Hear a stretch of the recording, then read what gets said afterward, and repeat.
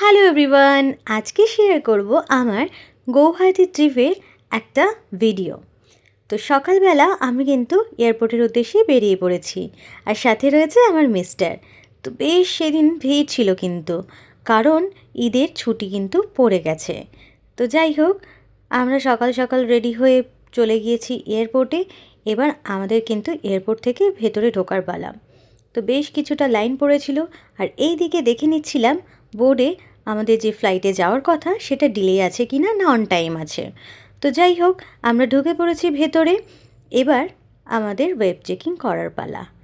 তো এই দিন কিন্তু আমাদের কাছে বড় লাগেজ ছিল না, যার কারণে আমাদের এয়ারপোর্টের প্রসেস করতে খুব বেশি টাইম লাগেনি। এবার আমাদের কেবিন লাগেজ দেওয়ার জন্য যে চেকিংয়ের প্রসিডিওরগুলো আছে, তার জন্য কিন্তু আমরা লাইনে দাঁড়িয়ে পড়েছি। এই জায়গাটায় খুবই টাফভাবে সিকিউরিটি কিন্তু চেক করে, আর কিছু জিনিস যেগুলো ফ্লাইটে ক্যারি করা যায় না সেগুলো কিন্তু এখানে দিয়ে দিতে হয়। আর এখানে খুব নিখুঁতভাবে বারবার করে চেকিং হয়। আমি সম্পূর্ণ প্রসেসটা দেখাতে পারলাম না, কারণ এয়ারপোর্টে এগুলো করা কিন্তু নিষিদ্ধ। তো যাই হোক, সমস্ত কিছু কমপ্লিট হয়ে গেছে। এবার যাওয়া যাক। সকাল সকাল যেহেতু বেরিয়েছি, মনটা একটু চা চা করছে। টি জাংশনে চলে এসেছি। টি জাংশনে এসে নিয়েছি দুজনে 2 কাপ চা। তো চাটা এনজয় করার পরেই বাইরের দিকে দেখছি বেশ কিন্তু ফ্লাইটের প্রেশার ছিল সেদিন সকালেই, কারণ এই ছুটির ভ্যাকেশনটা যেহেতু স্টার্ট হয়ে গেছিলো ফ্রাইডে থেকেই, মোটামুটি ঈদ ছিল বলে, তো লোকজন কিন্তু ভালোই ট্রাভেল করছিল। এই দেখুন, ইন্ডিগোর বাসে করে প্যাসেঞ্জারদের কিন্তু নিয়ে যাওয়া হচ্ছে ইন্ডিগোর ফ্লাইটের দিকে। আমাদের যদিও স্পাইস জেটের ফ্লাইটই বুক করা হয়েছিল। তো যাই হোক, এখানে কিছুক্ষণ বসে নেওয়ার পরে এবার যাব ফ্লাইটে খাওয়ার জন্য কিছু খাবার নিয়ে নিতে। আর এই দোকানগুলোর পাশ থেকে পাস করছিলাম, দেখুন যেগুলো আমাকে অ্যাট্রাক্ট করে সেগুলো হলো এই কিরিংগুলো, কী সুন্দর যে ছিল। এবার পৌঁছে গেছি ফুড টার্মিনালে।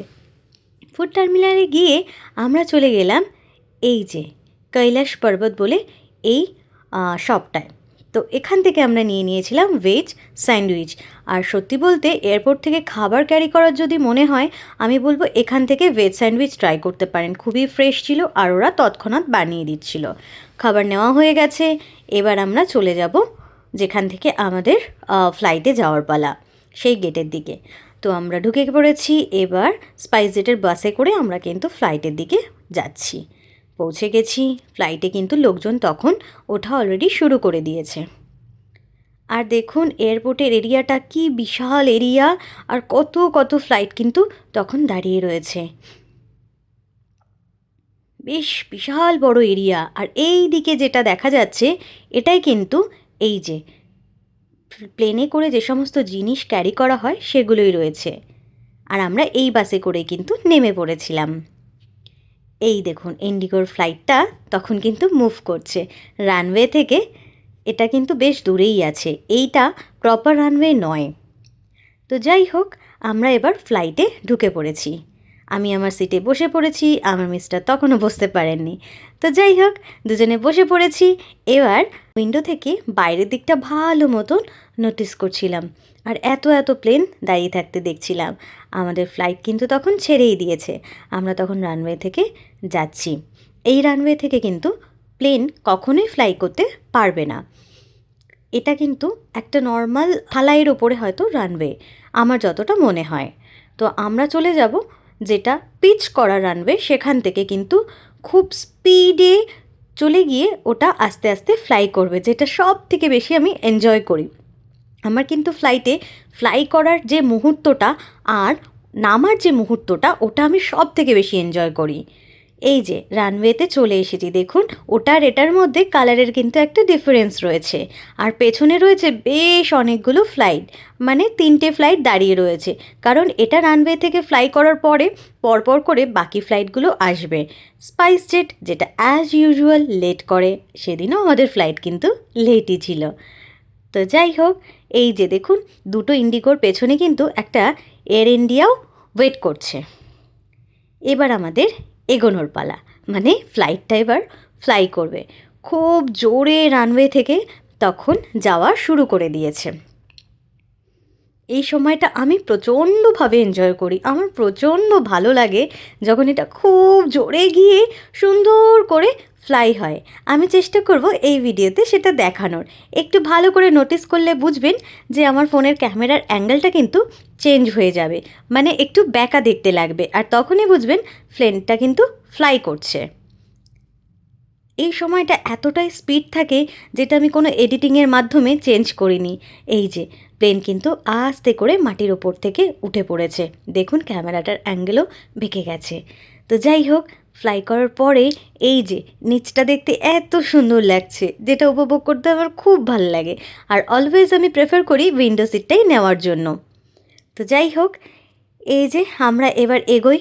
আমাদের কিন্তু এটা একটা ভায়া ফ্লাইট ছিল, আমাদের একটা স্টপ ছিল ইম্ফলে। খুব সুন্দরভাবে এই যে এনজয় করতে করতে আমরা কিন্তু যাচ্ছি। এই দেখুন, মা গঙ্গাকে দেখতে পেয়েছি, দেখেছেন? পুরো বোঝা যাচ্ছে, অত ওপর থেকেও তাও কিন্তু বেশ ভালোই দেখতে পেয়েছি। আমরা যে খাবারটা ক্যারি করে এনেছিলাম এটা সেটাই। ব্যাস আমাদের খাওয়া শুরু হয়ে গেছে। খাবারটাকে শেষ করেই আমরা কিন্তু এবার এনজয় করব বাইরের পরিবেশটা। আমরা তখন মেঘের মধ্যে থেকে ভাসছি, আর সাথে চালিয়ে নিয়েছিলাম পছন্দের একটা মুভি। আমরা মোটামুটি ট্রাভেল করলে চেষ্টা করি এই টাইমটাকে বোর না ফিল করার জন্য আর না ঘুমিয়ে কাটার জন্য একটা ভালো মুভি চালিয়ে নেওয়ার, আর তার মাঝখানে মাঝখানে বাইরে থেকে এই বাইরের প্রকৃতিটাকে দেখার জন্য। আমরা তো নেচারকে দেখতেই পাই, তবে আকাশও কিন্তু আমাদের প্রকৃতিরই একটা পার্ট। তো আকাশের মধ্যে এই মেঘ আর তাদের এই মেঘেদের দৌড়াদৌড়ি, তার থেকে এই নিচের ঘরবাড়িগুলো দেখতে এত বেশি ভালো লাগে, সত্যি সেগুলো কিন্তু বেশ উপভোগ করি। এই যে ফ্লাইট কিন্তু আবার নামতে শুরু করেছে, কারণ আমরা ইম্ফলে পৌঁছে গেছি। এটা ইম্ফলে একটা ওয়ান স্টপ ছিল। এই যে ইম্ফলে যারা যারা নামবেন, তো তাদের জন্য কিন্তু এই যে লাগেজ নিয়ে নেওয়ার জন্য এই প্রসেসগুলো স্টার্ট হয়ে গেছে।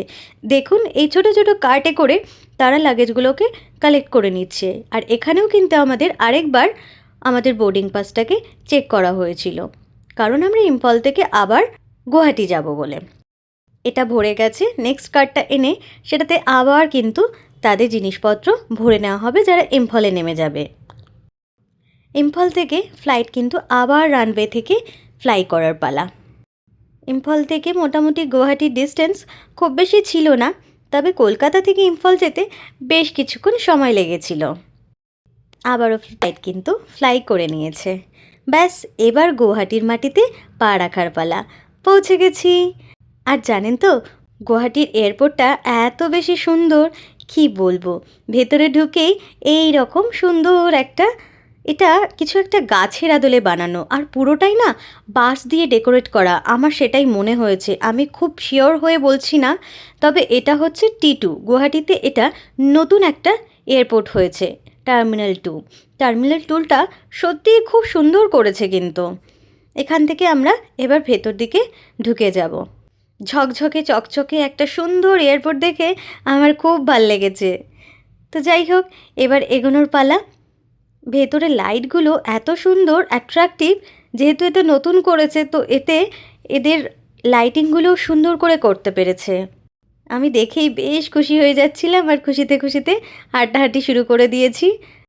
এবার কিন্তু আমরা এয়ারপোর্ট থেকে বেরিয়ে আমাদের ডেস্টিনেশনে যাব। এই ছিল আমার পুরো সফরটা, যেটা আপনাদের সাথে শেয়ার করলাম এই ভিডিওতে। তো ভিডিওটা কেমন লাগলো অবশ্যই কিন্তু জানাবেন। আর এরকম ধরনের ভিডিও আবারও দেখতে চাইলে আবারও নিশ্চয়ই আসবো অন্য কোনো ভিডিওতে। কেমন?